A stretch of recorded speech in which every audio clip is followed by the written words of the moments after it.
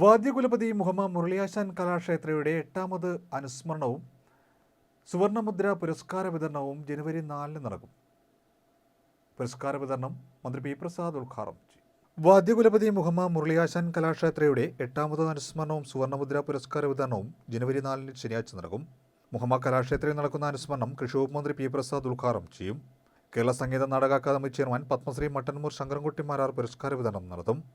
സുവർണമുദ്ര പുരസ്കാരം കവിയൂർ സദാശിവനും, ഗുരുപൂജ പുരസ്കാരം ക്ഷേത്രകലാപീഠം ചങ്ങങ്കരി അനിൽകുമാറും, വാദ്യശ്രേഷ്ഠ പുരസ്കാരം പറവൂർ മോഹനും നൽകും. ഞങ്ങളുടെ ഗുരുനാഥനായിരുന്ന മുഹമ്മദ് മുരളിയാശാൻ്റെ 8ാമത് അനുസ്മരണവും അദ്ദേഹത്തിൻ്റെ പേരിൽ ഏർപ്പെടുത്തിയിരിക്കുന്ന സുവർണമുദ്ര പുരസ്കാര സമർപ്പണത്തിൻ്റെ പുരസ്കാരങ്ങളൊക്കെയാണ് ഇവിടെ പ്രഖ്യാപിക്കുന്നത്. അനുസ്മരണം 2025 ജനുവരി 4 കലാക്ഷേത്രത്തിൽ നടക്കുന്നത്. അതിനോടനുബന്ധിച്ചുള്ള പുരസ്കാര ജേതാക്കളെ ഇവിടെ പരിചയപ്പെടുന്നു. സുവർണമുദ്ര പുരസ്കാരത്തിന് അർഹനായിരിക്കുന്നത് മധ്യ തിരുവിതാംകൂറിലെ തന്നെ പ്രസിദ്ധനായ ചെണ്ടവാദ്യ കലാകാരനും ചെണ്ടയിലെ ഗുരുനാഥനുമായ കവിയൂർ സദാശിവൻ മാരാർ എന്ന് പറയുന്ന ആശാനാണ്.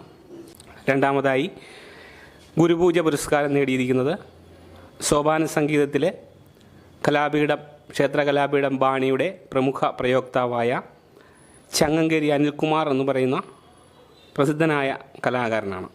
ഈ വാദ്യശ്രേഷ്ഠ പുരസ്കാരം നേടിയിരിക്കുന്നത് ചെണ്ടവാദ്യ കലാകാരനായി 45 വർഷമായി ചെണ്ടവാദ്യ കലാരംഗത്ത് വളരെ മികച്ച രീതിയിൽ പ്രകടനം കാഴ്ചവെക്കുകയും അനേകം ശിഷ്യന്മാരെ വാർത്തെടുക്കുകയും ചെയ്ത ഒരു ഗുരുനാഥനായ പറവൂർ മോഹനൻ എന്ന് പറയുന്ന കലാകാരനാണ്.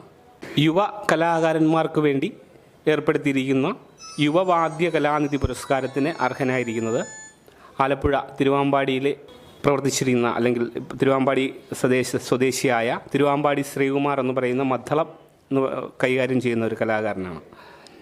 നമ്മുടെ അനുസ്മരണ സമ്മേളനം ഉദ്ഘാടനം ചെയ്യുന്നത് കൃഷി വകുപ്പ് മന്ത്രി പ്രസാദ് സാറാണ്.